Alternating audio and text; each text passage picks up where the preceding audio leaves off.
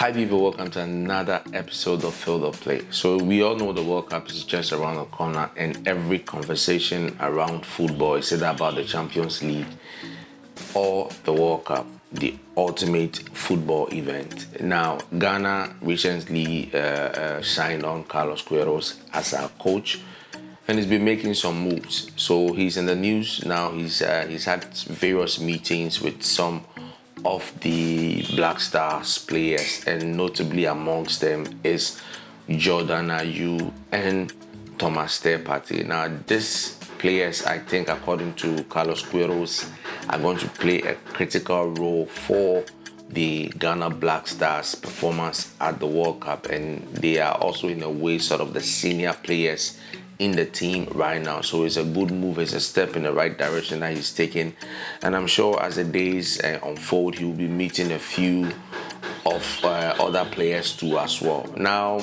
the discussion has been had that some of the Black Star players are not playing in top tier league football anymore. So for instance, Ayew's team has been relegated to the English Division 2 sort of, and it's a bit of a problem for some football fans. But I mean, most of the times that we've played or performed very well at the World Cup, with the exception of Michael Essien and Sule Mutari, most of the players weren't playing in, let's say, A leagues or high division leagues. I mean, if I should put it that way, you understand? There were people playing in, I mean, Division 2 or other lower leagues in Europe, but these were exceptional players who also did very well, I mean, at the end of the day. So, I mean, all is not lost. We just keep our fingers crossed and keep on pushing and pushing till we get the right materials for the game. Now, the FA have given Carlos Queiroz a semi-final target for this World Cup, and the sports minister has been heard saying that Ghana would possibly win the World Cup. I mean, this is a very tall order, but you know, football, anything is possible at all in the game. If your stars align, nothing is impossible within the course of the game. And you know, Ghana, we have very, very decent and very good and exceptional players. So this is a task that has been given to our current coach. I mean, we are saying he's not a magician, but I mean, it's a very tall order, because most of the times teams that are prepared for years for the World Cup, I mean, there are structures in place, and you can see they are heading towards a certain direction. They have a program in place that they follow religiously, even from grooming of younger players to involving them in the senior national team. I mean, there's a progression. I mean, you can feel it, you can sense it, you know. But I mean, like I would say too, nothing is impossible. I mean, when it comes to football, I mean, you don't underestimate anybody. I mean, we all hear when Qatar, Saudi Arabia beat Argentina, I mean, at the World Cup. I mean, it was a shocking defeat, but it can happen if you underestimate your team and your opponent. And Ghana is coming across, Ghana will be playing against Panama, England and Croatia. These are all teams that we've played in the past, with the exception of Panama. I mean, that game is going to be a bit tricky, but for the England game and Croatia game, you know that these are teams that are, I'll say, a bit above us, I mean, on paper, but on the field, anything is possible, that anything can happen. Yes, in another news, the World Cup appearance fee, or the World Cup money, has been increased from $1.5 million to $1.9 million, and now we are currently at $12 million for every team that steps forward to participate in the game.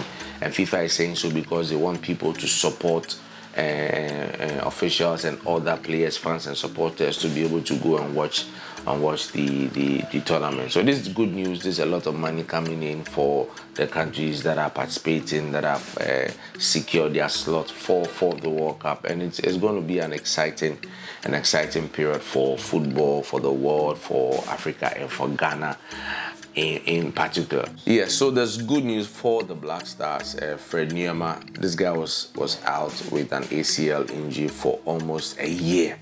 For a year, he didn't play football, so he's back to training, He's on the training pitch, he's playing football, he's running, and he's eligible to be selected for the World Cup. So I mean, he's a very good player, and I'm excited that he'll be available to be selected for the World Cup. And other stories we are hearing that Kudus has parted ways with his management, and this has been a result of a lot of pressure coming in from his family. I mean, personal interruptions. I mean, so let's see that story also go. But other news that we are hearing that Kudus doesn't want to undergo surgery, because if he undergoes surgery, that means he will not be able to participate in the World Cup.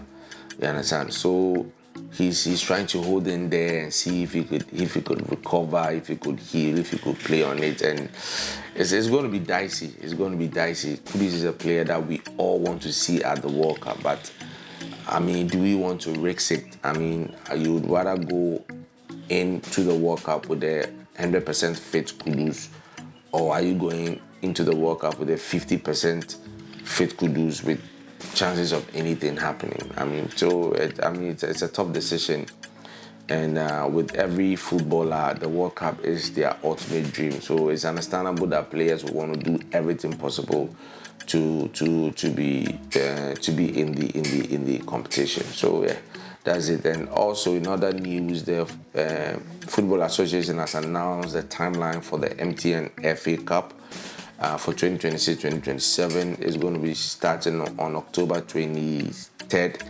and it's going to be a competitive battle across the country where teams participate to be crowned at the MTN FA Cup champions for Ghana. I mean, this is a very competitive competition, and in a way, it's one of the football platforms that people, corporate bodies have sponsored, and that has been running for some years, as compared to the main Premier League itself. As of now, we are struggling. I mean, we are struggling. We don't have any sponsor to come on board here. So I'm asking, what are the corporate entities doing, corporate bodies in Ghana? Please come on, let's support our football. We all love the Black Stars, we all give them the money, but if we don't support local football, we are not going to get anywhere. So please, corporate Ghana, show your strength, show your support, and it's one of the biggest platforms we have in